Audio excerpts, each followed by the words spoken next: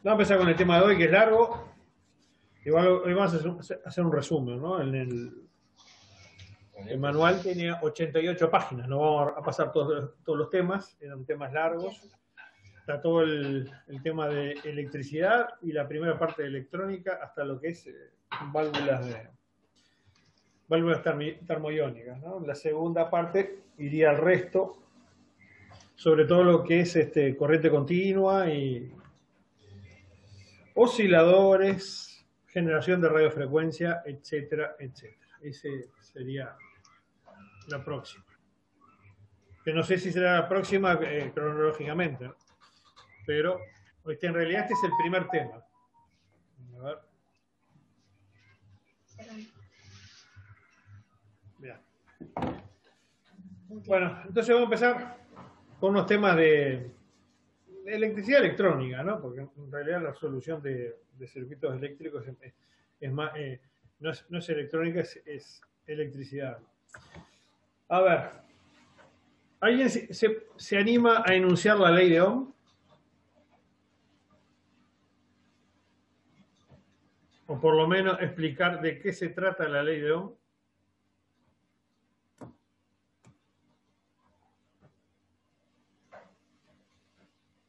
¿Nadie sabe lo que es la ley de Ohm?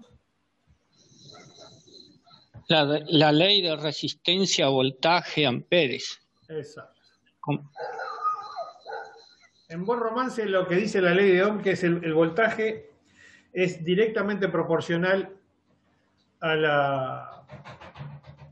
la intensidad y la resistencia, y la intensidad es directamente proporcional al voltaje y indirectamente proporcional a la resistencia, y la resistencia también es directamente proporcional al voltaje e indirectamente proporcional a la resistencia.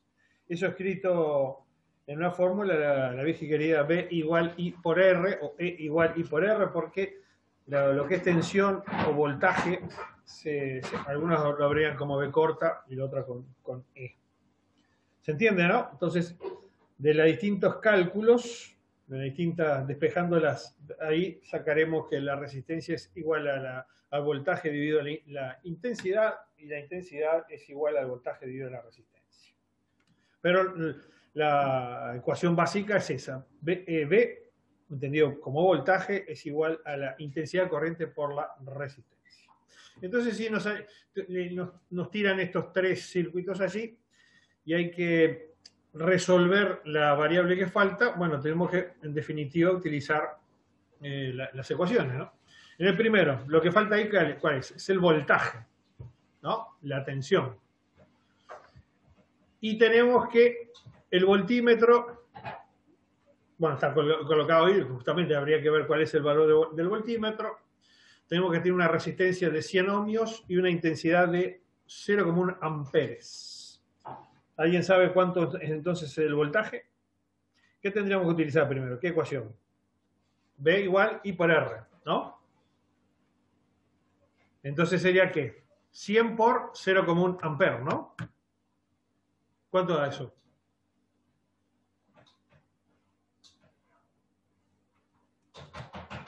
¿Nadie sabe? 10 voltios, ¿no? Si multiplico la tensión de 0,1 amper por 100 ohmios, eso la cuentita da 10, o sea, 10 voltios. En el segundo, lo que falta es el valor de la resistencia. Tengo el voltaje y tengo la intensidad corriente, 4,5 y 0,1. ¿Cuál es la ecuación de la resistencia? B dividido I, ¿no?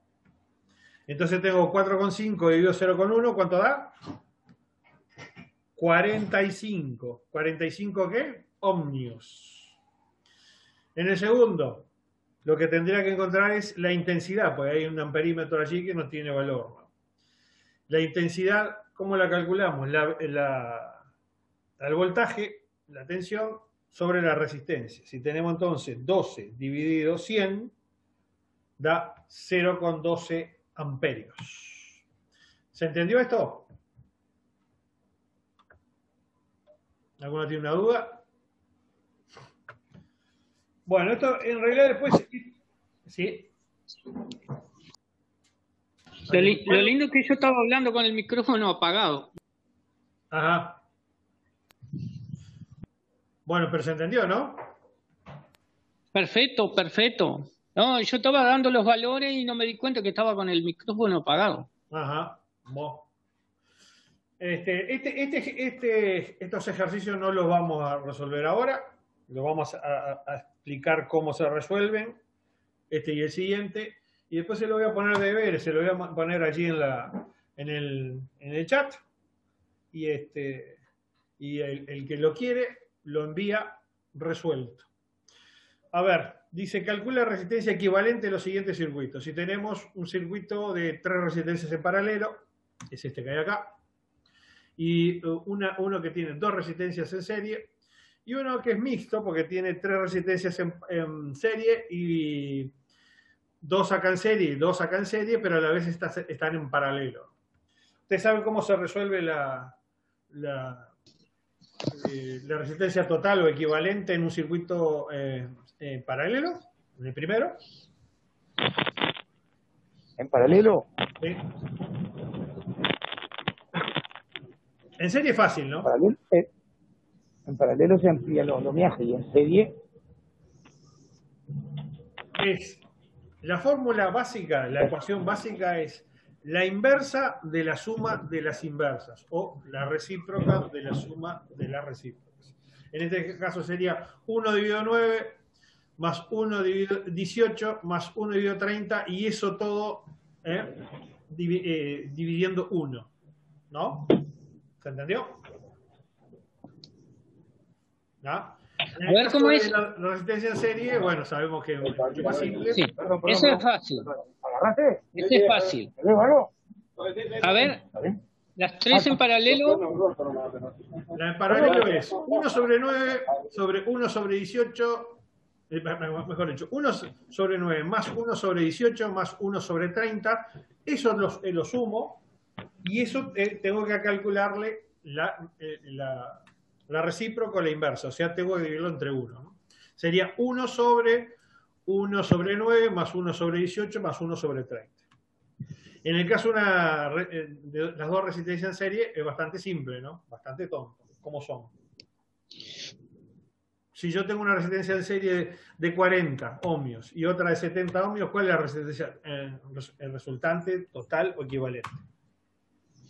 7. ¿Cómo se calcula la resistencia en serie? Sumando, nada más que sumando. Sumando, o sea, 40 más 70. Ahí es sumando. Ahí sería 110. 110. ¿Y cómo se resuelve este circuito? Bueno, tengo 3 resistencias en serie, ¿no? Entonces, lo 5 más 5 más 5. 5 más 3. Y algo así como 10, ¿no? Ahí hay 10. Muy bien. Y acá tengo, en una rama tengo 4 más 2, ¿no? 6. Y acá tengo 10 más 2. 12. ¿No? 12. Y eso después tengo que calcularlo como si fueran 2 resistencias en paralelo. O sea, tendría que calcular la inversa dijimos, de 6 más la inversa de 12 y eso calcular su inversa. Y después, ¿qué hago con eso? Lo sumo a estas que están acá. ¿Se entendió, no? Si yo no hice mal las cuentas, eso da 14. Si no hice mal las cuentas en el primero, da 5 ohmios. Esta da 5 ohmios. En el otro, como dijimos, da 110. Y si yo no hice mal las cuentas, esta da 14. Pero está, eso después se lo dejo como trabajo para ustedes. Y la que dice la tercera es, supongamos que esto hacemos el mismo diseño de circuitos acá, pero en vez de poner resistencia o resistores, ponemos capacitores, o sea, condensadores. ¿Ah? Con los mismos valores, pero en microfaradios. ¿Cómo calcularíamos en este caso? ¿Cómo es la diferencia de calcular las resistencias en serie paralelo con relación a los condensadores?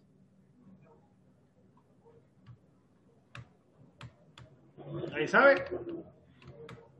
Es al revés. ¿Cómo? A ver, ¿dónde están? Los condensadores, cuando se colocan en paralelo, se suman. ¿Se suman? Sí. Y cuando se colocan en serie, se calculan como la inversa ¿Y? de la suma de los inversos, ¿no? Entonces, en el caso, si estos fueran condensadores, estuviera expresado en microfaradios, sería 9 más 18 más 30, algo así como 27 y 57 microfaradios, si estos fueran condensadores, ¿entiende, no? Y acá tendríamos que calcular la inversa de 40 más la inversa de 70 y después calcular la inversa, ¿no? Y si yo no calculé mal esto, el primero daba 57, te daría 25,45 aproximadamente. Y acá el procedimiento sería estos calcular de este tramo, ¿tá? Que sería la inversa de 5 más la inversa de un medio más la inversa de 3, y eso una inversa. Después calculo la inversa de 4 más la inversa de 2 y eso calculo la inversa. Y después calculo la inversa de 10 más la inversa de 2 y eso calcula la inversa. Y eso lo sumo porque quedarían como condensadores en paralelo. El circuito total, si yo no calculé mal, sería de 0,732 microfaradios. Después se los pongo como deberes para que lo hagan, que vean el manual y lo corrijo. ¿Ustedes saben por qué los condensadores en serie en paralelo se suman? La capacidad se suma. ¿En serio o en paralelo? Un acumulador de corriente. Exacto. Son placas, ¿no? Son placas ¿Sí? con un dieléctrico que puede ser aire o un aislante. Y si yo coloco, justamente, si O puede ser un tándem también. coloco condensadores en paralelo, lo que estoy es sumando placas, ¿no? Por lo tanto, entonces la capacidad en realidad en un circuito paralelo se suma al revés de lo que ocurre Daniel, la resistencia. Es una manera para razonarlo. Daniel, Sí, ¿viste los equipos viejos, las radios, las Spica, los equipos JBC? El que mueve el dial es un tándem variable. Sí. Es un capacitor variable, es el que te ayuda o te hace cambiar de frecuencia según la capacidad de él en ese momento. Porque al intercalar las placas, voy cambiando justamente la capacitancia, ¿no? Claro. El concepto del capacitor, ¿no? Es decir, a medida que las placas se van cerrando, la capacidad sube, ¿no? Y se achica Claro. a medida que se van separando, ¿no? Ese es el concepto de, bueno, si habláramos de condensadores, lo vamos a ver ahora, creo que sí, lo vamos a ver. Hay distintos tipos, ¿no? Sí están los tipos. Distintos tipos. Unos son variables y el otro son de valores fijos. Y a la vez de valores fijos hay distintos tipos. Pero la idea es justamente siempre son dos placas metálicas, dos o varias placas metálicas separadas por un aislante, ¿no? Lo que se llama dieléctrico. ¿Cómo se llama ese aislante de Daniel? ¿Cómo? ¿Cómo se llama ese aislante? El aislante se le llama dieléctrico. Eléctrico. En particular condensador, pero en realidad siempre en electricidad un aislante siempre se llama dieléctrico, ¿no? Es decir, cuando un material se le utiliza en un circuito, se le utiliza con fines eléctricos o electrónicos, y esa categoría es aislante, o sea, utiliza la condición de aislante, se llama dieléctrico, ¿no? Ese es el concepto. Entonces, ¿ustedes se acuerdan cuando hablamos de propagación? Justamente hablamos del fenómeno, de algunos fenómenos ocurrían por las propiedades dieléctricas de la Tierra y demás, ¿no? Es decir, por aislante, ¿no? La absorción de la sonda de superficie en su trayecto se debe justamente al factor de que el campo magnético terrestre, electromagnético terrestre, funciona como dieléctrico, o sea, funciona como aislante. Cuando hablábamos de dieléctrico estábamos hablando justamente de que en el trayecto, el campo electromagnético de la Tierra funcionaba como aislante, o sea, como dieléctrico. No sé si lo recuerdan eso. Bueno, vamos al 4. ¿Qué es un material semiconductor? Ya Algo hablamos que recién conduce hacia un solo lado. recién hablamos de...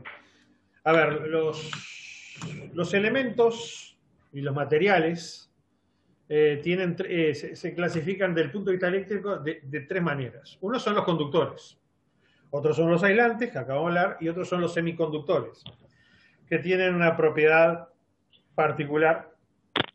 Conducen la corriente hacia otro lado.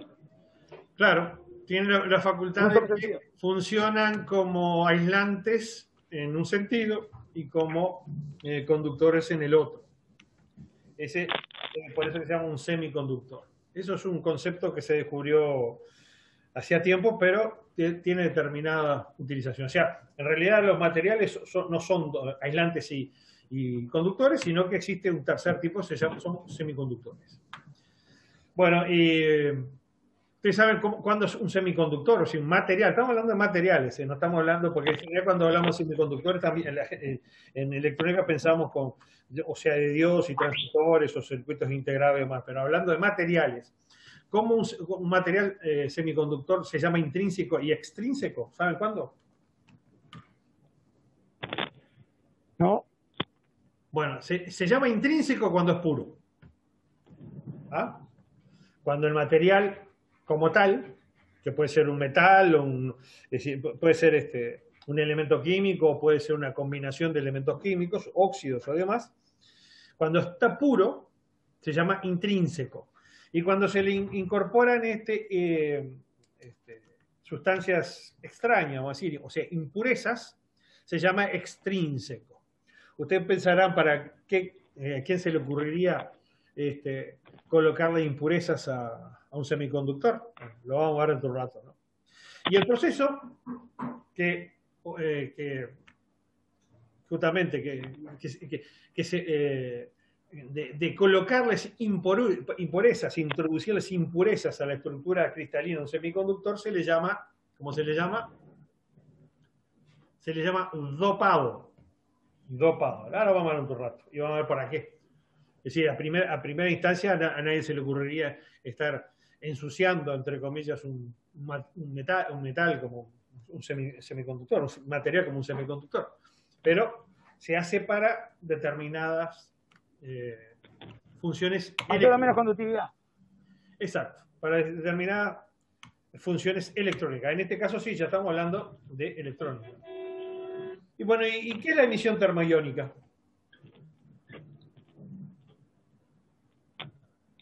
Por temperatura. El pasaje de... Exacto. Perdón. Es cuando un metal o un óxido de metal se le somete a altas temperaturas, tiende a colocar en su superficie iones, ¿no? Sean tanto positivos o negativos, ¿no? Es decir, cuando se calienta mucho un metal, básicamente un metal, también, como puede ser un óxido, el movimiento caótico que tienen los electrones dentro del mismo se convierte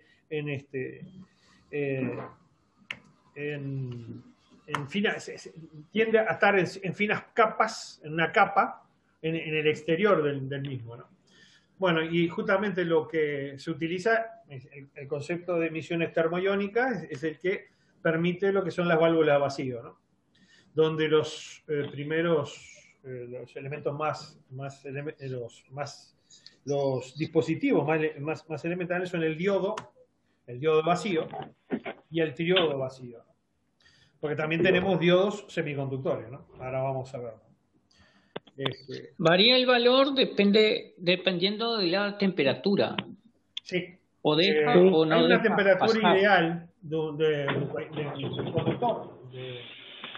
conductor, una propia de un material, para empezar a lo que se llama la emisión termoiónica, o sea, a emitir iones positivos y negativos que en las válvulas de vacío se utilizan para determinadas cosas. Ahora vamos a ver si hay... Era lo que pasaba con las viejas que las válvulas. Claro, Sí. Que hasta que no Sigue calentaba el pasando. filamento. Las válvulas Sí, se obvio. siguen utilizando, ¿no? Ojo que las válvulas se siguen utilizando porque para los que son grandes potencias todavía los que son semiconductores no son Es decir, cuando hablamos ¿Saben de quién es? grandes potencias, amplificadores lineales y todas esas cosas, estamos Sí, hablando de válvulas. sí, pero Daniel, Sí. ¿sabe quién están usando mucho válvula de vuelta? Ujú. La Pibi, y esta otra, la marca de los grandes conciertos que usan siempre, la Record, Sí, me sí, sale y sí. no es Record. ¿Qué pasa? No han logrado con el transistor la fidelidad de la válvula. Sí, sí. Ánodo, cátodo y placa.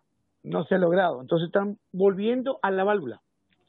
Ahora Por vamos a fidelidad y ver que potencia. justamente el concepto, lo vamos a ver por arriba, el concepto de amplificación, Sí, sí. lo hacen tanto un tipo de material semiconductor, de dispositivo semiconductor en particular que se llama transistor, ¿no? Y los triodos, o los triodos en particular, ¿no? Tienen la capacidad de controlar señales de baja potencia y amplificarlas, ¿no? Convertirlas en señales superiores. Y cierto, entonces vamos a empezar hoy con el tema que sería, bueno, electricidad y electrónica. Son temas enormes. En electrónica, en realidad, como decía al principio, va a ser una primera parte y electricidad vamos a empezarlo ya el concepto. La mayoría de nosotros ya entienden el concepto de electricidad, de cómo se genera y demás, pero vamos a utilizar algún concepto para avanzar sobre electrónica. Electricidad.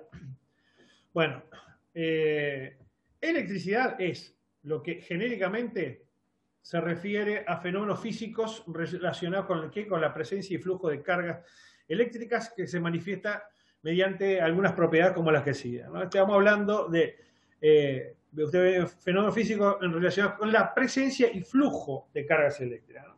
Son los dos conceptos. Vamos a manejar lo que es la presencia, sería lo que son cargas estáticas de electricidad, y el flujo de cargas eléctricas sabemos que se llama corriente eléctrica. Bueno, carga eléctrica es la propiedad de alguna de las partículas subatómicas que determina su interacción electromagnética. La materia eléctricamente cargada produce y es influida por los campos electromagnéticos. ¿No? Ese es el concepto de carga eléctrica. Es un concepto abstracto, ¿no? Esto no lo podemos experimentar como la mayoría de los conceptos de subatómicos, ¿no? Bueno, corriente eléctrica, atómico y subatómico. Corriente eléctrica le vamos a llamar como el flujo de electrones que circula por un conductor en determinado momento. Eso es un concepto que lo tenemos como tal, también abstracto, pero lo entendemos de esa manera. ¿No? Flujo de electrones, porque nadie vio un electrón, nadie, absolutamente nadie, y menos circularlo, pero es un concepto, por eso digo que es un concepto abstracto, pero que la física establece que es eso, un flujo de electrones que circula por un conductor, se llama corriente eléctrica. Campo eléctrico es el tipo de campo electromagnético producido por una carga eléctrica incluso cuando no está en movimiento. ¿Ah? Ese es el concepto que poníamos acá, en la presencia y flujo de carga eléctrica. El campo eléctrico se manifiesta cuando una carga está estática, como también está en movimiento. Potencial eléctrico es el trabajo que debe realizar una fuerza externa para traer una carga positiva unitaria que, desde el punto de referencia hasta el punto considerado, va en contra de la fuerza eléctrica y a la velocidad constante. O sea, estamos hablando de trabajo, ¿no? El concepto de trabajo que es el concepto de trabajo en física, ¿no? O sea, una fuerza por una distancia. Y magnetismo, hay muchas más, por supuesto. Se detecta cuando en una corriente eléctrica produce campos magnéticos y los campos magnéticos variables en el tiempo generan corriente eléctrica. Son dos conceptos que vamos a ver cuando veamos generación, que son siempre paralelos, ¿no? Una carga en movimiento genera un campo magnético y un campo magnético en movimiento genera una corriente eléctrica. Bueno, carga eléctrica. La carga eléctrica es una propiedad de la materia que se manifiesta mediante fuerzas de atracción y repulsión, la cual se origina en el átomo, que está compuesto de partículas cargadas, que sabemos que se llaman, en materia de partículas cargadas, se llaman electrones y protones. Por supuesto que los átomos tienen varios tipos se llaman mucho más tipos de de partículas, pero las que tienen carga son los electrones y protones, están los neutrones, por ejemplo, que son no tienen ningún tipo de carga, ¿no? Bueno, el término... Ahí el nombre. ¿Cómo? De ahí el nombre, neutrones, son neutros. Claro, son neutros. Y cuando hablamos de electrones sabemos que son partículas de carga negativa y los protones son de carga positiva. Por supuesto que eso de negativo y positivo es meramente convencional, ¿no? Había que ponerle un tipo, ¿no? Yo recuerdo un examen de física, alguien puso que los electrones eran tan pequeños que hasta tenían carga negativa, ¿no? No había estudiado mucho ese muchacho en física, pero ¿a qué viene el cuento? De que tanto los electrones como los protones tienen carga negativa, positiva, pero es exclusivamente ese convencional, ¿no? Se les puso eso, no son ni una cosa ni la otra. Lo único es sí que unos se atraen entre sí, es decir, los electrones y protones se atraen, mientras que los electrones entre sí se repelen y los protones también, ¿no? Bueno, y eso es lo que llamamos de fuerzas eléctricas. Ustedes saben que la fuerza eléctrica es la más potente, vamos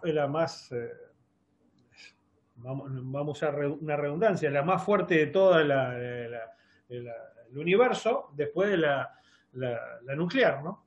E incluso es hasta 1400 veces superior a la fuerza gravitacional. O sea, si nosotros estamos viendo entonces que todo lo que está en este planeta está sujeto por gravitación, pensemos entonces que el poder que tiene la fuerza eléctrica, si es 1400 veces superior. Bueno, y eso es lo que hace de que estos elementos se comporten, ¿eh?, como sabemos que se comportan en electricidad y en electrónica. Bueno, el término electricidad estática, o sea, mientras tanto, se refiere a la presencia de una carga en un cuerpo, por lo general causado por dos materiales distintos que se frotan entre sí, transfiriéndose carga uno al otro. Es lo de la barra del ámbar y todo eso que... sí, la electricidad estática la conocemos en más de una oportunidad y la hemos experimentado, ¿no?, en nuestro cuerpo. Bueno, una carga eléctrica puede expresarse como positiva o negativa. Como decía, la carga de los electrones y de los protones tienen signos contrarios, convencionalmente. Por convención, la carga que tiene electrones se asume negativa y la de los protones positiva. Y la cantidad de carga se representa con el símbolo Q, ¿no? Y se expresa en coulombios. En castellano ustedes saben que siempre en este curso hablamos en castellano, y entonces como tal las unidades no decimos coulomb o todas esas cosas, decimos coulombios, ¿no? Suena bastante feo, pero es como se dice en castellano. Bueno, a ver, como los electrones tienen una carga pequeña, potente, pero muy pequeña, entonces el coulomb en realidad lo que se hace, se expresa como una cifra muy superior, es decir, ahora lo vamos a ver, es decir, en realidad la carga de un electrón es eso, 1,6 por 10 a la menos 19 coulombios, o sea, estamos hablando de 1,6 con 19 ceros adelante. En el caso de este es negativo, por eso tiene un signo menos acá. Y en el caso del protón, la carga es igual, ¿no?, pero tiene signo positivo. Como dijimos, es meramente convencional ese tipo de cosas. Es decir, que uno sea positivo y negativo. Bueno, el campo eléctrico se crea por un cuerpo cargado en el espacio que lo rodea y produce una fuerza que ejerce sobre otras cargas ubicadas en el campo. Un campo eléctrico actúa entre dos cargas de modo muy parecido al gravitatorio, que actúa sobre las masas.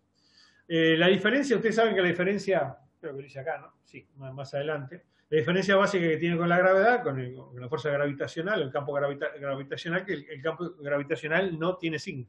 El campo gravitacional siempre se atrae, atraer dos cuerpos de acuerdo a su masa. Dice, como él se extiende hasta el infinito, es decir, los campos eléctricos y los campos gravitacionales se extienden hasta el infinito y su valor es inversamente proporcional al cuadrado de la distancia. Sin embargo, hay una diferencia, lo que decía recién, importante. Mientras la gravedad siempre actúa como atracción, el campo eléctrico puede producir tanto atracción como repulsión. No existe dentro de la fuerza gravitacional una fuerza de repulsión, siempre es de atracción. Corriente eléctrica. Se da el nombre de corriente eléctrica al desplazamiento de cargas eléctricas a lo largo de un conductor y se debe a la tendencia que todos los cuerpos tienden a permanecer eléctricamente neutros. O sea, si se produce alguna alteración dentro de la ionización en un conductor, se produce una corriente. ¿Pero para qué se produce la corriente eléctrica? ¿Para qué? Para adquirir la neutralidad, o sea, que el conductor quede neutro. El proceso por el cual la corriente eléctrica circula por un material se llama conducción eléctrica y su naturaleza varía dependiendo de las partículas cargadas y del material por el cual está circulando. Ejemplo de corriente eléctrica son la conducción metálica, donde los electrones recorren un conductor eléctrico como un metal, y la electrólisis, donde los iones, los átomos cargados, fluyen a través de líquidos. Esas son dos formas de corrientes eléctricas, ¿no? Pero son distintas, ¿no? De la conducción metálica son en realidad se sabe que son electrones, o sea, las partículas subatómicas cargadas de carga negativa que circulan en un conductor, mientras que en la electrólisis lo que ocurre son circulación de iones, ¿sí? Pero en realidad son átomos, ¿ah? Átomos con carga. ¿Ustedes recuerdan lo que era la electrólisis, no? Bueno, sentido de la corriente eléctrica. Antiguamente se adoptó el sentido arbitrario de la corriente y fue de polo o borne positivo al negativo. O sea, cuando empezó todo esto, a alguien se le ocurrió decir que la corriente era de polo positivo al negativo. Pero sabemos que en realidad lo que ocurre son el flujo, lo que corre dentro de una corriente eléctrica son electrones. Por lo tanto, en realidad van del polo negativo al positivo, ¿no? Eso es lo que se llama corriente electrónica. Pero siempre vamos a mantener la convección de que la corriente eléctrica va del positivo al negativo. Aunque, es decir, en realidad es lo contrario. ¿Se entiende eso, no? Bueno, forma de producción de electricidad. Y ahí hay algunas que son básicas. Frotamiento, presión, lumínico por luz, calor, acción química y magnetismo. Así es como se produce electricidad, ¿no? Electricidad y en algún concepto corrientes eléctricas. Bueno, hablar de corriente continua y corriente alterna. Este tema después lo vamos a tomar más adelante, es decir, en una próxima clase, pero tenemos que entender un concepto básico. Bueno, la corriente continua, CC en español, y en inglés DC, por Direct Current, se refiere al flujo continuo de cargas eléctricas a través de un conductor entre dos puntos de distinto potencial y carga eléctrica que no cambia de sentido con el tiempo. A diferencia de la alterna, la corriente continua, las cargas eléctricas circulan siempre en la misma dirección, siempre del positivo al negativo. ¿Se entendió eso, no? Mientras que en corriente alterna, en español como CA o AC en inglés por Alternate Current, es la corriente eléctrica en la que la magnitud y la dirección varían cíclicamente. En general, una forma de corriente más utilizada es la onda senoidal, ¿no? La que vemos allí, ¿no? Puesto que se consigue una transmisión más eficaz de la energía. Sin embargo, en ciertas aplicaciones se utilizan otras formas de onda periódica, como pueden ser triangulares o cuadradas, ¿no?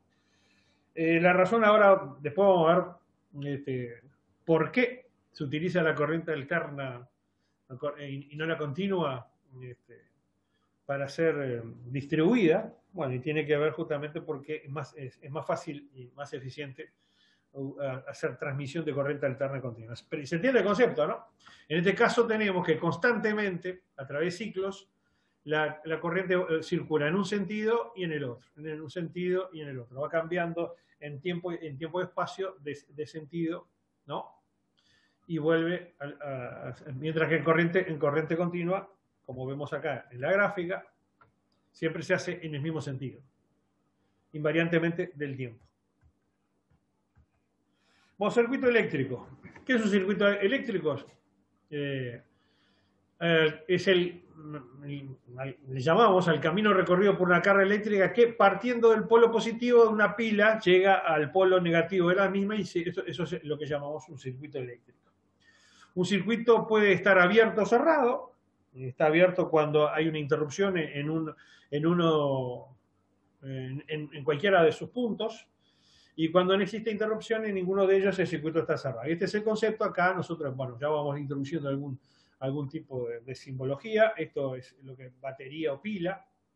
Esto sería, bueno, un elemento. Una lámpara, un fusible, en realidad esto es un fusible. Una lámpara, y acá tenemos una llave, ¿no? El circuito interruptor. El circuito cuando está cerrado, cuando el interruptor está cerrado, el circuito está cerrado, y cuando se abre está abierto, ¿no? Entonces circula electricidad. Bueno, ese es el concepto básico de un circuito eléctrico. Vamos a ver parámetros. Primero la tensión eléctrica. Lo comparamos, siempre se comparan con hidráulica. El concepto de hidráulica, acá tenemos dos recipientes, uno A y B, que están unidos por un tubo, un conductor, que se llama el C. Acá tenemos el A y el B.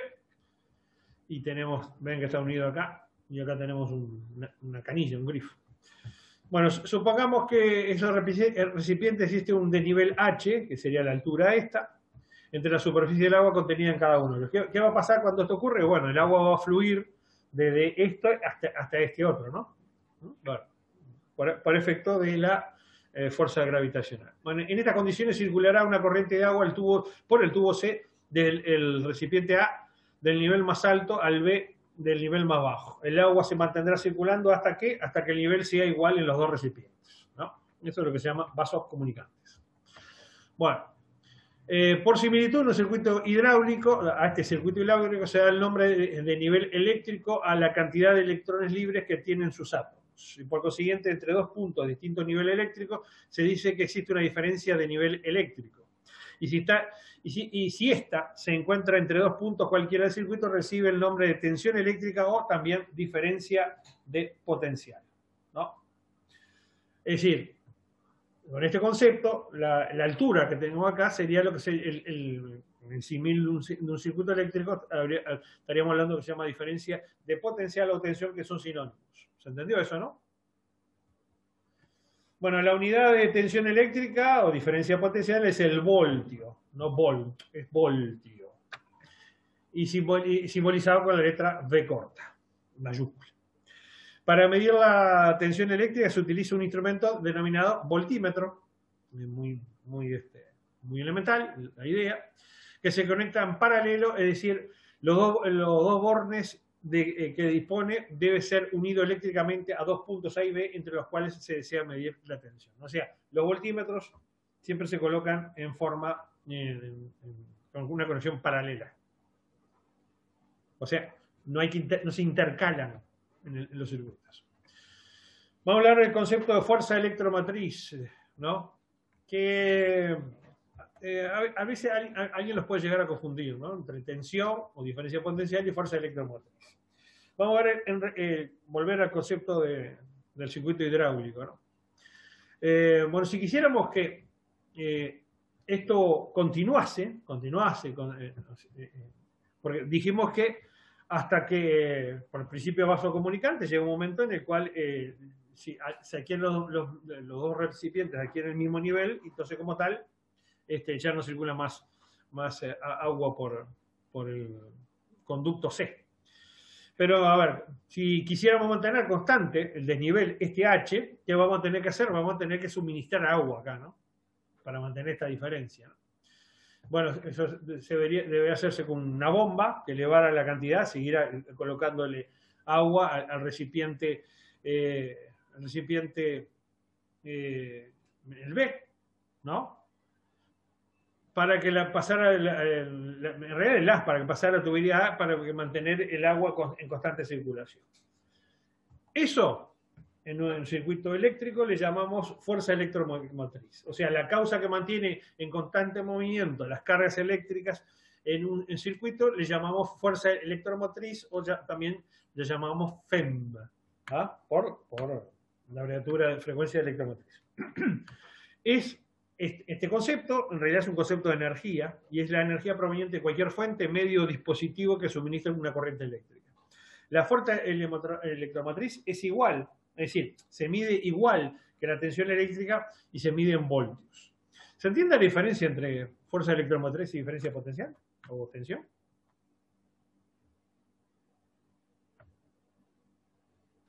Yo no, a mí no me queda bien en claro, pero digo, llego a tomar como que entendí.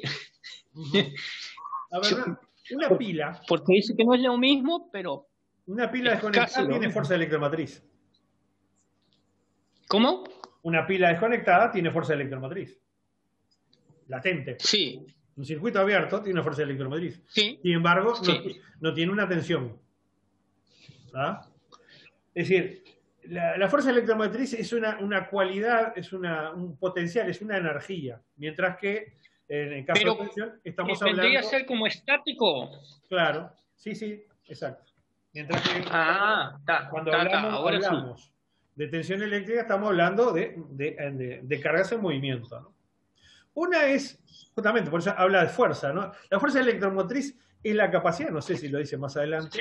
Acá, sí. Mirá, acá se explica bien. Dice tensión y fuerza electromotriz versus fuerza electromotriz.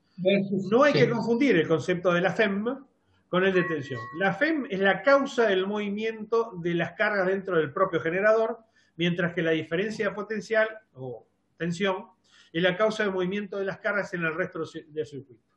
Por tanto, un generador o fuente de FEM es un dispositivo que transforma energía eléctrica. ¿Se entendió, no? ¿Eh? Sí, ahora me quedo más. Es decir, como se miden voltios, las dos parecen, y son parecidos, no son parecidos, si uno entiende conceptos es totalmente distinto. La FEM es lo que produce el movimiento de los electrones y la tensión son los electrones en movimiento, ¿no? Bueno, cantidad de electricidad, otro parámetro de un circuito eléctrico. Recibe el nombre de cantidad de electricidad, más o menos lo vimos hoy. El número total de electrones que pasan por un conductor que une dos puntos que se encuentran en distinto nivel eléctrico. Al ser la carga de un electrón muy pequeña, como dijimos, se ha tomado como unidad el culombio, que equivale a 1,6...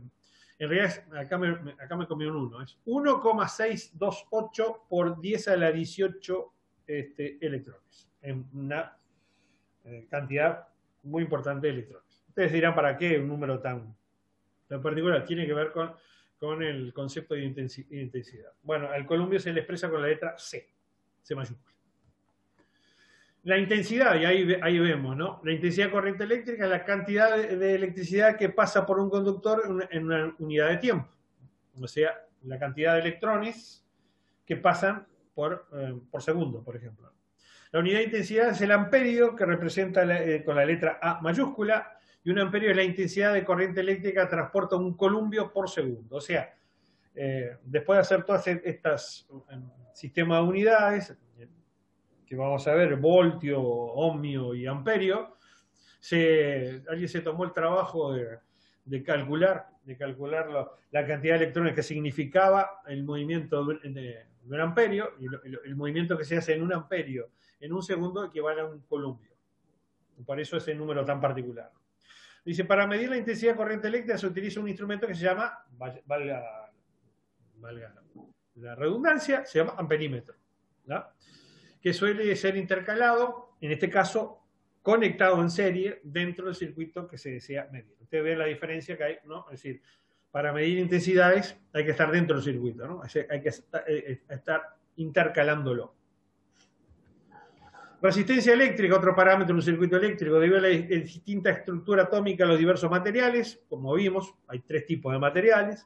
Los electrones encuentran más o menos dificultad en desplazarse. A la dificultad de oposición que ofrece un cuerpo al paso de la corriente eléctrica se le denomina resistencia eléctrica. La unidad de resistencia eléctrica es el ohmio y bueno, se utiliza para representarla la letra griega omega, la última letra del alfabeto griego, que es ese que está allí, la mayúscula, ¿no? La que es como una W en la minúscula, pero acá nosotros estamos hablando de la mayúscula. Dice, para medir resistencia se emplea también un instrumento que se llama ohmmetro. Ustedes ven que no se rompieron mucho la cabeza para poner los nombres a los instrumentos. Bueno, se conecta en paralelo con una resistencia a medir y siempre estando el circuito sin tensión, ¿no? Sí, hay que ponerlo en paralelo Pero en este caso, el circuito no tiene que haber tensión, porque si no, no estaríamos midiendo, no estaríamos midiendo correctamente el valor de resistencia. ¿Ustedes saben cuál es la recíproca o la inversa de la resistencia? Bueno, es la conductividad, ¿no? Bueno, elementos circuito. Acá tenemos un circuito y tenemos, hay de todo allí, ¿no? Por ejemplo, componentes, un dispositivo con dos o más terminales en el que se puede fluir interiormente una carga. En la figura se ven 9 componentes entre resistores y fuentes. Acá fíjese, esto es una fuente, es decir, acá son resistores, todo esto son componentes, ¿no? El concepto justamente que tiene para un componente que por el mismo fluye alguna carga. Nodo es un punto de un circuito donde ocurren más donde concurren más dos conductores. Acá está marcado el B, C, ustedes ven que acá B se interconecta, estos dos se conectan y todo lo demás. Bueno, eso se llama un nodo. Un nodo. Y grado del nodo es la cantidad de elementos conectados a un nodo. Si contamos la cantidad de elementos, acá en realidad son todos de grado 2. No veo grado 3. No, acá en grado 3. Fíjense acá, en este hay 2 elementos. No, en este hay 3 elementos, ¿no? Conectados. No, 2. Está este y este. Este es de grado 2. Sin embargo, acá tenemos este y este y este. Están conectados en el E. Estos son de grado 3 y así sucesivamente.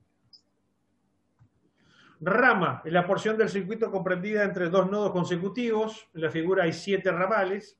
Por ejemplo, AB, ¿no? BC y demás, ¿no? Es decir, eso es lo que llamaríamos una rama, un ramal. La malla es cualquier camino cerrado en un circuito eléctrico. Esto es una malla, esto es otra malla, esto es otra malla. ¿Se entiende, no? Y fuente es el componente que se encarga de proporcionar energía eléctrica al circuito entero, porque si no tuviéramos una fuente sería un montón de alambres conectados. En el circuito de la figura hay 3 fuentes, una de intensidad y 2 de tensión. ¿Ah? Se le puso, acá hay, estos serían de tensión y este sería de intensidad. Y conductor es un objeto de material que permite el libre flujo de corriente sin ningún tipo de resistencia, haciendo contacto entre 2 o más componentes electrónicos, o sea, los cables. Bueno, tipo de asociación de elementos de un circuito, las conexiones en serie. Es un concepto que es bastante entendible, ¿no? Bueno, una conexión en serie es aquella en la que los dispositivos o elementos están dispuestos de tal manera que la totalidad de la corriente pasa a través de cada elemento. Tiene solo un terminal común y su nodo de grado 2. Lo definimos recién, hace un rato, ¿no? En realidad el dibujo que está acá no es una conexión en serie. Le realma al dibujito. Dice, en un circuito serie la intensidad corriente es la misma para todos los elementos. En realidad el concepto es este, ¿no? Están al revés los dibujos, ¿no? ¿Se entiende, no? Este es el concepto de un circuito serie, donde la corriente pasa por todos los elementos en forma... la corriente pasa, ¿no? Hay una particularidad. Si se desconecta uno de los elementos, deja de circular corriente, ¿no? Y ahora sí, vamos a hablar de conexión en paralelo, que es esta. ¿No? Acá vemos la diferencia, ¿no? Estos elementos están conectados entre sí en forma paralela y ellos a la fuente. Ese es el concepto de conexión en paralelo. En esta conexión cada elemento está conectado en forma independiente, aunque tengan un tramo en común. Por eso si el cable de uno de los elementos se desconectara, los demás siguen funcionando. Ese es el concepto de paralelo. En este circuito la corriente circula por 2 caminos distintos e independientes. Tienen 2 terminales comunes y su nodo también es de grado 2. Los voltajes para los elementos son iguales. Mientras que en los circuitos serie, lo que se mantiene constante es la intensidad de corriente, ¿no? Por los elementos. En el circuito paralelo lo que se mantienen son las tensiones. En realidad voltaje manejado acá como concepto, como sinónimo de tensión o diferencia potencial. ¿Se entiende la diferencia, no? Hay una ley que no la ignoramos, que es la ley de Kirchhoff, pero eso es para confundir. Hoy día se lo confunde. La ley de Ohm, lo vimos hace un rato. La ley de Ohm es un postulado básico de los circuitos eléctricos. Establece que la diferencia potencial, o sea, el voltaje, que vamos a abreviar como E, ¿no? Porque en realidad se abría, la diferencia potencial se abría con la letra E, ¿no? O la tensión. Que se aplica a los extremos de un conductor determinado es directamente proporcional a la intensidad de corriente, ahí, que circula por el citado conductor. Young complementó la ley introduciendo la noción de resistencia, porque se llama Ohm porque fue un científico que descubrió esto. Lo que hizo él, por eso lleva su nombre, él introdujo el concepto de resistencia eléctrica, que es el factor proporcional que aparece en la relación entre la E y la I, o sea, entre la tensión y la intensidad, estableciendo el enunciado siguiente, que dice: la intensidad de corriente eléctrica que circula por un circuito es directamente proporcional a la tensión aplicada e inversamente proporcional a la resistencia. O sea, visto como tal es esta, vamos a utilizar la B corta, ¿no? B igual a I por R, ¿no? Y este es el famoso triángulo de la ley de Ohm. ¿Para qué sirve? Si uno intenta, es una forma mnemotécnica de acordarse de esta fórmula, ¿no? Si uno tapa la B corta, porque trata de buscar voltaje, le queda I por R acá abajo, ¿no? Y si quiere calcular la intensidad, tapa la I y le queda B sobre R. Es una manera mnemotécnica de acordarse de la ecuación. Bueno, vamos a empezar un poco con electrónica. La electrónica es una rama de la electricidad que se ocupa de estudiar el comportamiento de los electrones y desarrolla elementos que controlan o modifican lo que son las señales eléctricas. Estos elementos se denominan componentes electrónicos. Trata con circuitos eléctricos que involucran componentes eléctricos activos como válvulas de vacío, transistores, diodos, circuitos integrados, optoelectrónica y sensores, asociado con otros componentes pasivos y tecnologías de intercomunicación. Dentro de los elementos pasivos tenemos, por ejemplo, las resistencias y los capacitores, ¿no?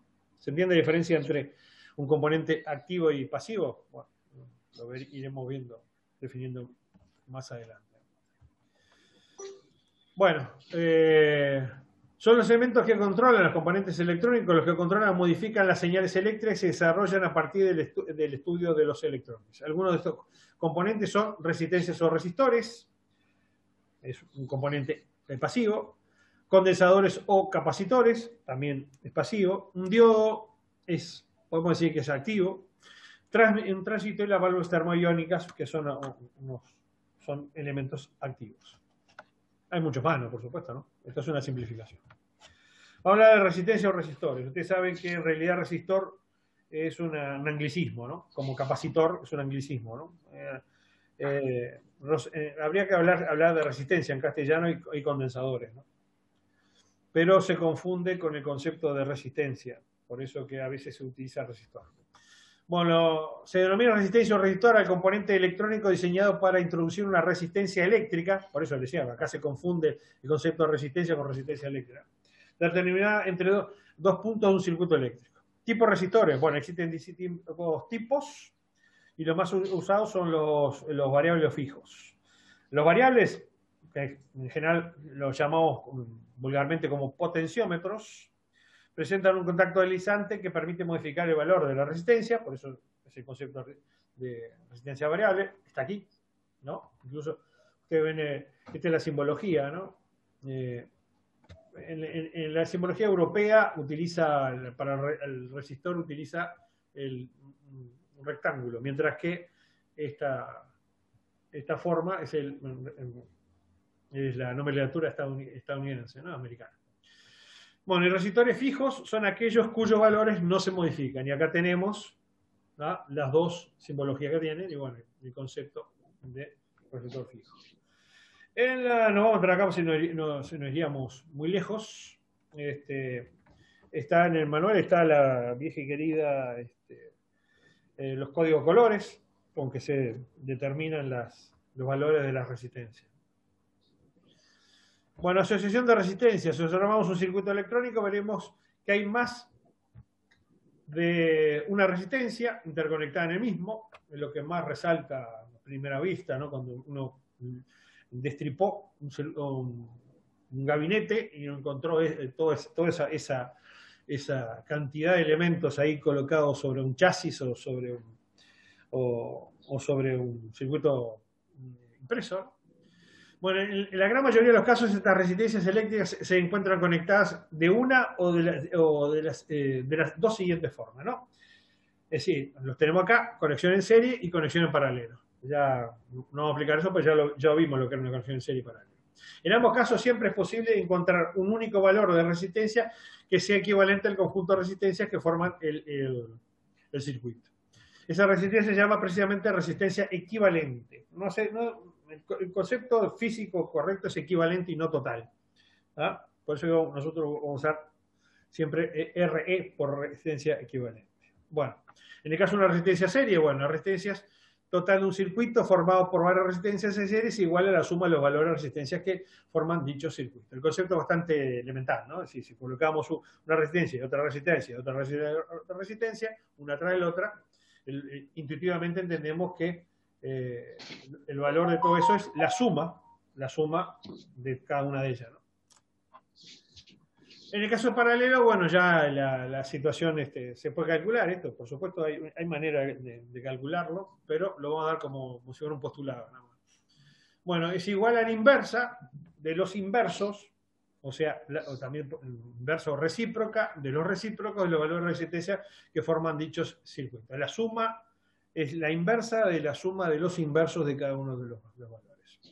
Hay una simplificación, si son dos resistencias, como trabajando con fracciones, sería los productos, o sea, multiplicar los dos valores dividido la suma, ¿no? ¿Ah? Pero eso es cuando se simplifica, en el caso de dos resistencias, ¿no? Bueno. Condensadores son capacitores, también. El concepto de capacitor, el nombre de capacitor es un anglicismo. Dice, en el electromagnetismo y electrónica, la capacidad eléctrica es la propiedad que tienen los cuerpos para mantener una carga eléctrica. La capacidad es también una medida de la cantidad de energía eléctrica almacenada por una diferencia de potencial eléctrico dada. El dispositivo más común que almacena, no es el único, pero es el más común y el más utilizado, que almacena energía de esta forma, así en energía eléctrica, es el condensador. Bueno, ¿qué es un condensador? Lo vimos, en realidad son placas metálicas separadas por un aislante que tiene la particularidad, no sé si lo vamos a decir más adelante, creo que no, que tiene la capacidad de almacenar energía eléctrica hasta que el factor aislante o dieléctrico, se llama dieléctrico, del material que está en el medio, se convierte en conductor y entonces vuelca esa carga al circuito, ¿no? Se carga y se descarga. Ese es el concepto de un condensador. Cargar y descargar energía eléctrica. Bueno, la relación entre la diferencia de potencial o tensión existente entre las placas del condensador y la carga eléctrica almacenada y tiene esta ecuación donde C es la capacidad medida en faradios, en este caso C mayúscula, también no hay que confundirla con la C, se utiliza en un montón de cosas. Es Q dividido la V corta, ¿no? El voltaje, Q de la carga eléctrica almacenada en columbios, y V es la diferencia de potencial o tensión medida en voltios. Y acá introdujimos una nueva unidad que se llama el faradio, ¿no? Que es la unidad de capacidad. Bueno, en realidad el faradio es una unidad muy, muy grande y entonces lo que en realidad se utiliza son múltiplos. Los básicos son el micro, nano y picofaradio, que son millonésima, 10 a la menos 9 y 10 a la menos 12 faradios, cada uno de ellos, ¿no? Los valores, nunca vamos a utilizar valores mayores a estos, ¿no? A micro, nano y picofaradios. Bueno, un condensador o capacitor es un dispositivo pasivo utilizado en electricidad y electrónica capaz de almacenar energía sustentado en un campo eléctrico. Está formado por un par de superficies conductoras en forma de láminas o placas separadas por un material dieléctrico o por el vacío, que también es un dieléctrico, ¿no? Es un aislante, el vacío es un aislante. Las placas sometidas por una diferencia potencial adquieren una carga positiva en una de ellas y negativa en la otra, al someter una fuente de energía eléctrica. O sea, al colocarle una fuerza electromotriz. Al ser introducido en un circuito, se comporta como un elemento capaz de almacenar la energía eléctrica que recibe durante un periodo de carga y luego ceder después esa misma energía durante un periodo de descarga. Como dije, la función es esa, cargar y descargar energía sobre un circuito. Y acá están los distintos tipos, los fijos y variables, sin polaridad. En este caso se llaman cerámico, mica, papel o lo que sea, porque es el dieléctrico que tiene, ¿no? El aislante que tiene, en este caso, entre las placas conductoras, es cerámica, mica o lo que sea. Y con polaridad son los electrolíticos, que son óxido de aluminio y óxido de tantalio, ¿no? Son de los conexores electrolíticos. ¿Qué diferencia tiene? Bueno, que tienen polaridad. Y los variables, que pueden ser de ajuste, sintonía, los tándems y varias secciones o ondas, ¿no? En realidad, los que hablamos al principio, hablábamos de condensadores variables de sintonía. Esos son los tipos básicos de condensadores. Bueno, así como asociamos resistencias, vamos a asociar condensadores. Bueno, en serie y en paralelo, como dijimos al principio, bueno, en el caso del paralelo, como lo que en realidad el concepto intuitivo y para entenderlo mnemotécnicamente, estamos sumando placas, ¿no? Entonces, como tal, en paralelo los condensadores se comportan para lo que es la capacidad equivalente al revés de la resistencia, se suman individualmente. Y cuando se asocian en serie, se hace el mismo criterio, pero inverso para las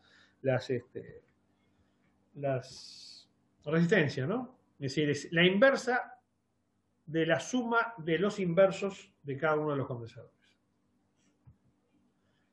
Vamos a hablar de semiconductores, de materiales semiconductores. Bueno, los semiconductores son elementos que se comportan como un conductor o como un aislante dependiendo de diversos factores, por ejemplo, el campo eléctrico o magnético, la presión, la radiación que le incide o la temperatura ambiente en la que se encuentra. Esos son los conceptos por los cuales un elemento o un compuesto en determinado momento puede conducir la corriente en un sentido o en el otro. Bueno, son sustancias sólidas no metálicas, en realidad se pueden comportar como conductor o aislante. Son sustancias sólidas no metálicas en general que conducen la corriente eléctrica en un solo sentido y cuya conductividad crece rápidamente al aumentar la temperatura. La mayor o menor conductividad eléctrica que puede presentar los materiales semiconductores depende de su temperatura interna. Contrariamente a lo que ocurre en los metales, los semiconductores, mientras su temperatura aumenta, su conductividad también aumenta. Eso es una propiedad de los conductores, ¿no? Comparado con un semiconductor. Ejemplo de elementos semiconductores, hay muchos, pero básicamente los que se utilizan en electrónica son el silicio y el germanio. Básicamente el silicio, ¿no? Germanio en algunas aplicaciones. Ustedes saben que el silicio después del oxígeno es el elemento más abundante en el planeta Tierra. Y bueno, sí, el silicio, por ejemplo, la arena es un óxido de silicio. Bueno, observando con atención la estructura cristalina de estos compuestos, se ve que el número de electrones de su última órbita es tal que las fuerzas de atracción hacia el núcleo son aproximadamente y de igual magnitud que la repulsión de donde deriva sus cualidades semiconductores. Los electrones de la última órbita de cualquier material se llama valencia. Y en el caso del germanio y el silicio tiene una particularidad que son 4. Entonces tienen determinada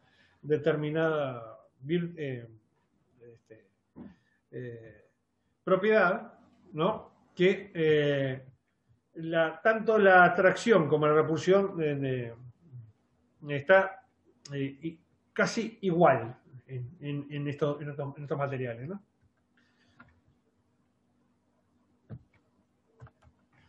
Bueno, cristales, concepto de cristales. La mayoría de nosotros ya ha visto un cristal, ¿no? Es decir, un cristal de una sal o lo que sea, ¿no? Bueno, idealmente son materiales, los cristales, que se construyen mediante la repetición infinita regular del espacio de estructuras únicas idénticas. Es decir, los átomos están dispuestos de una manera periódica. Tanto el germanio como el silicio adoptan estructuras cristalinas.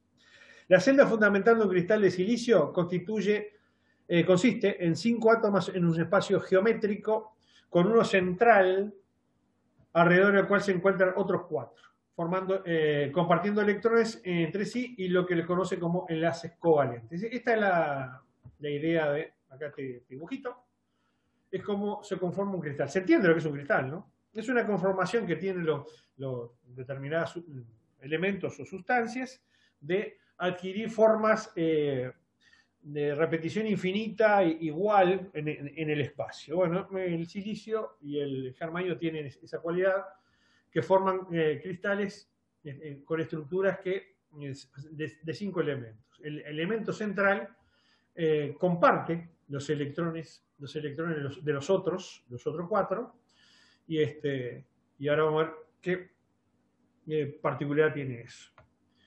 Bueno, al elemento material semiconductor se le denomina... ¿Sí? Podemos considerar el vidrio como un cristal, ¿no? Claro, es decir, hay montones, la sal. Son semejantes, o sea, el silicio y esos son como un vidrio. Sí, a ver, los cristales, la sal común, la sal de mesa, la sal gruesa es un cristal. Sí. ¿Por qué? Porque el cloruro de sodio adquiere, no esta disposición en particular, ¿verdad? Que esto es particular a los semiconductores, adquiere que las moléculas, en el caso del cloruro de sodio, se ubican en el espacio en una estructura, se acomodan en una estructura que forman ese cristal. El vidrio es un cristal también.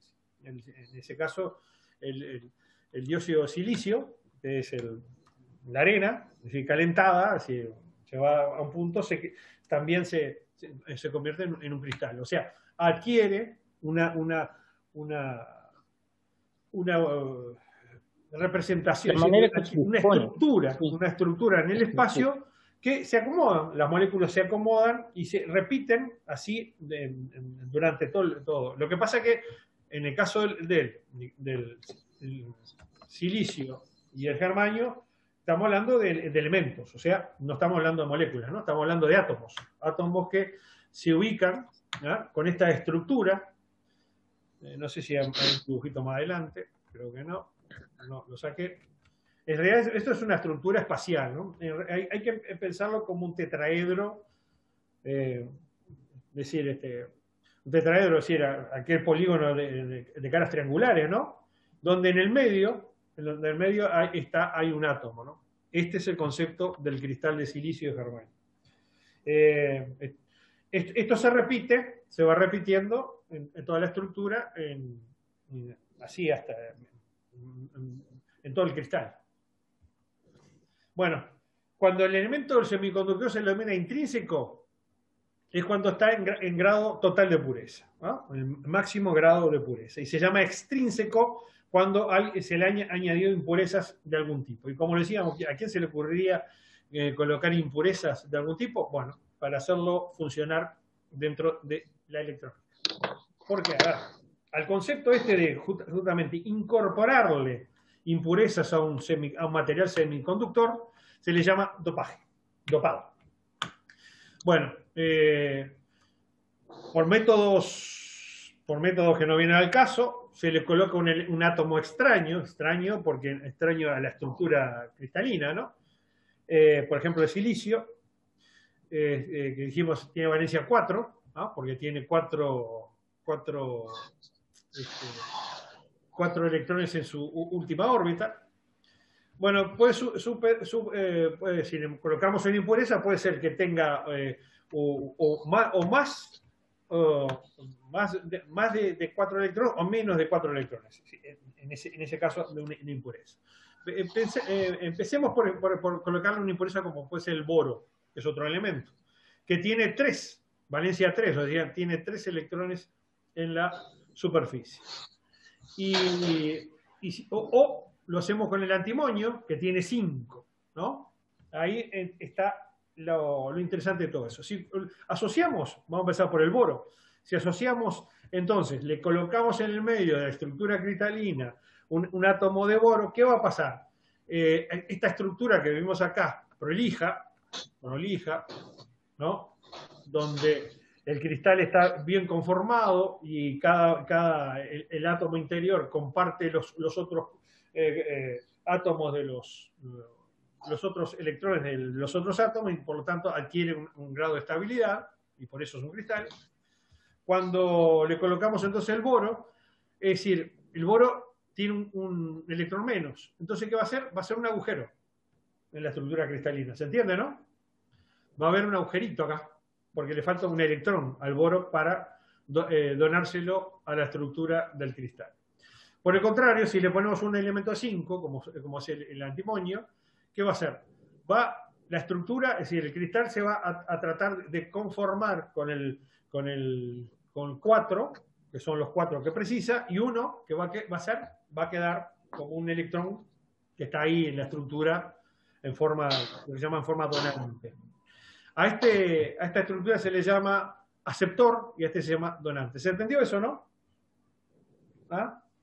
Esto fue el concepto que revolucionó la electrónica ya en los años 50, ¿no? Cuando a alguien se le ocurrió utilizar los semiconductores para esto, ¿no? Me refiero cuando a alguien se le ocurrió utilizar estas propiedades para lo que es el transistor.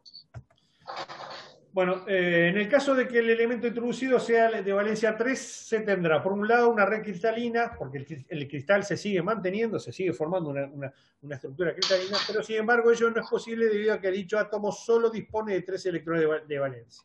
Lo que ocurre en este caso es que cada átomo de impureza le falta un electrón, es decir, habrá un hueco, hay un agujero o hueco. Al semiconductor extrínseco, así obtenido, se le llama de tipo P. ¿Por qué? Porque como tiene huecos de electrones, tiene cargas positivas, ¿no? Por eso se llama P. ¿Ya? Por el contrario, en el caso del antimonio, como hay electrones sobrantes, la estructura cristalina se mantiene, pero tiene electrones que quedan en forma libres. A ese caso, por supuesto, como el resultante son cargas negativas, le llamamos tipo N. Y ahí viene el P y N. ¿Ah? Ustedes habrán visto lo que es un P y N. Bueno, al proceso de introducir impurezas se le llama dopado.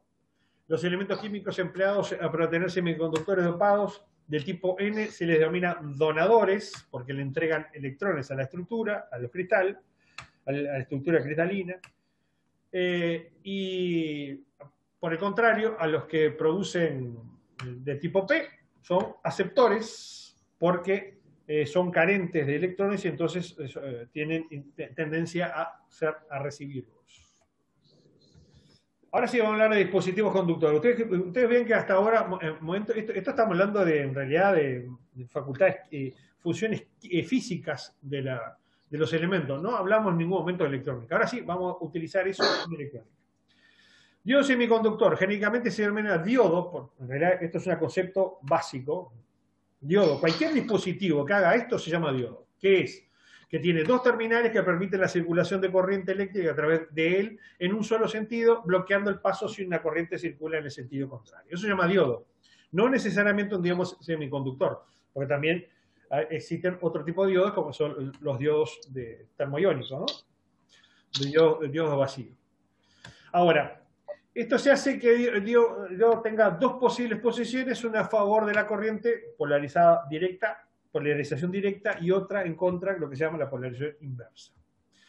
En el caso de diodo semiconductor, que es la unión de 2 semiconductores de tipo P y N, a eso le llamamos un diodo, es una unión PN. Y bueno, ¿qué hace este tipo de uniones? Lo que hace el concepto de un diodo, ¿no? En un sentido, acepta los electrones y permite el paso de la corriente, y en el otro no, porque tiene excesos de cargas negativas, ¿no? ¿Se entendió, no? O sea, en una conexión PN, ustedes ven acá cuál es el símbolo, la simbología de un circuito de un diodo semiconductor, ¿no? Es una flecha con una rayita. Este se llama el ánodo y este es el cátodo. Siempre el concepto ánodo es positivo y cátodo es negativo, sea lo que sea. Incluso los iones se llaman aniones o cationes según sean positivos o negativos. Bueno, en el sentido de la flecha se produce la corriente y en el sentido contrario no. ¿Por qué?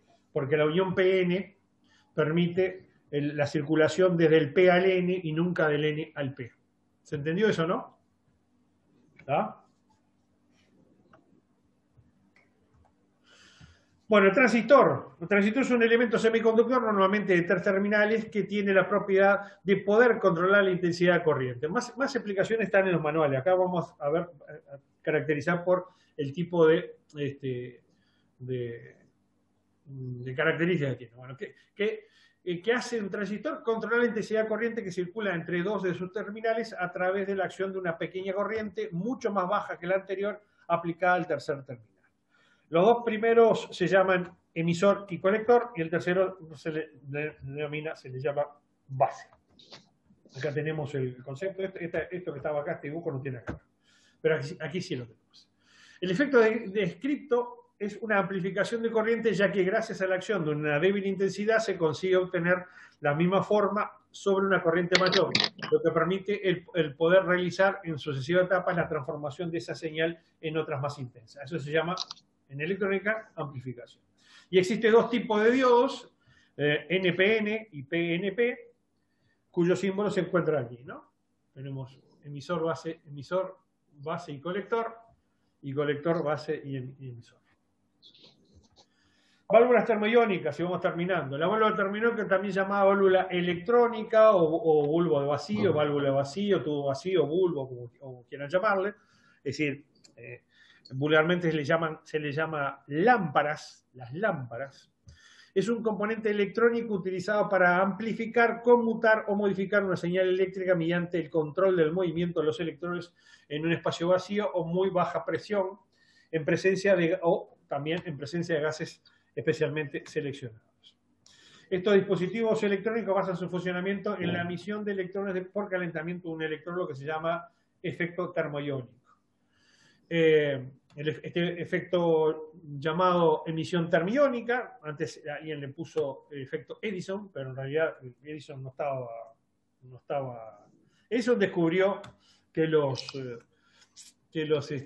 filamentos que utilizaba se quemaban. Y bueno, o las lámparas se ponían negras, ¿no? Entonces tuvo que ir eligiendo un material que no lo hiciera, que en este caso fue el tungsteno. Pero eso ocurría por emisión termoiónica, ¿no? Por eso que ya no se llama más como efecto Edison, ¿no?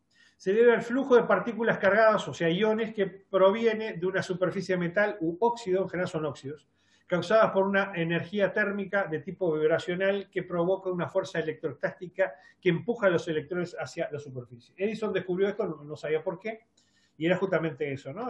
Los filamentos, al calentarse, emitían iones, ¿no?, que terminaban debilitando el material que servía de filamento y se depositaba en los tubos que utilizaban. Bueno, el diodo vacío consta básicamente de dos electrones. No vamos a definir diodo porque ya lo definimos, ¿no? Es decir, lo dije, genérico es ese concepto, un dispositivo que permite la circulación en un sentido de la corriente y la opone en el contrario. Bueno, el diodo vacío consta básicamente de dos electrodos, al igual que el diodo semiconductor, un ánodo o placa o un cátodo. El ánodo se le llama placa, cuya función es idéntica a los diodos semiconductores, el diodo de vacío. La figura, acá tenemos un corte de lo que es un diodo, el más común. Tenemos el filamento, que el filamento es el elemento que se calienta, una placa o ánodo y un recubrimiento, todo esto que es el cátodo. Esto se carga de forma, el cátodo, por supuesto, de cargas negativas y el ánodo de positivos. El filamento de por sí también funciona como ánodo. Se le coloca una placa para preservar la válvula, en definitiva, porque de esa manera duran más los filamentos. Bueno, el cátodo puede estar realizado de dos formas distintas. En el propio filamento haga la función de cátodo con con lo que el diodo se llama de calentamiento directo, lo que acabo de explicar, o el filamento está envuelto en una primera capa metálica muy cercana a este, en cuyo caso se denomina de calentamiento indirecto. Eso es para preservar el filamento. Y por último, la válvula más, lo que revolucionó el concepto, porque el diodo lo único que sirve para evitar el pasaje de la energía en un sentido o evitarlo en el otro. El triodo es una válvula electrónica de amplificación, al igual que el transistor, tiene la misma capacidad que el transistor, pero por supuesto es anterior al transistor, que consta de 3 electrodos, un filamento calentado o cátodo, una rejilla y una placa o ánodo. Y como decíamos, al igual que el transistor, se aplica en tareas de amplificación. Y ese fue el primer dispositivo que inventó De Forest y que fue la revolución, fue en definitiva el dispositivo que inventó a la electrónica. En las figuras que hay acá se observa el esquema de construcción de un triodo en el que se aprecian los 3 elementos básicos: el ánodo, la rejilla de control, también se le llama grilla o reja, y el cátodo. Acá están la simplificación de lo que hay adentro de esta valvulita, ¿no? De esta valvulita, hermosa valvulita. La electrónica estado sólido perdió eso, el atractivo de que uno abría un equipo y estaba todo iluminado ahí adentro. Bueno. Daniel. Sí. Y en esa época era cuando vos abrías un equipo, y tocabas la pantalla arriba y te daba 300, 400 bolas al toque. Te dejaba los deditos duros. Sí. Sí, era un espectáculo. Era un espectáculo mucho más, lo siguen siendo, ojo, los amplificadores lineales, uno está para los amplificadores lineales y lo ve funcionar todo eso y tiene su gran atractivo. Son piezas de... Tiene que tener cuidado con los golpes de corriente. Sí. Aquí nos quedamos.